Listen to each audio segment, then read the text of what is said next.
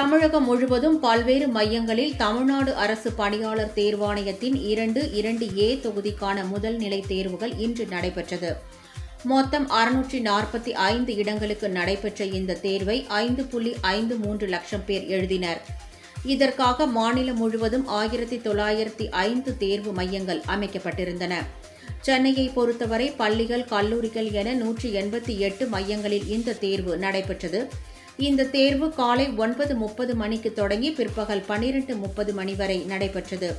தேர்வின் அனைத்து நடவடிக்கைகளும் வீடியோவில் பதிவு செய்யவும் ஏற்பாடுகள் செய்யப்பட்டிருந்தன. இதன் ஒரு பகுதியாக திருநெல்வேலி மாவட்டத்தில் அமைக்கப்பட்டிருந்த 47 தேர்வு மையங்களில் 13,621 பேர் தேர்வு எழுதினர். காலை 9 மணிக்கு மேல் வந்த சிலர் தேர்வு மையத்திற்குள் அனுமதிக்கப்படாததால் ஏமாற்றத்துடன் திரும்பிச் சென்றனர்.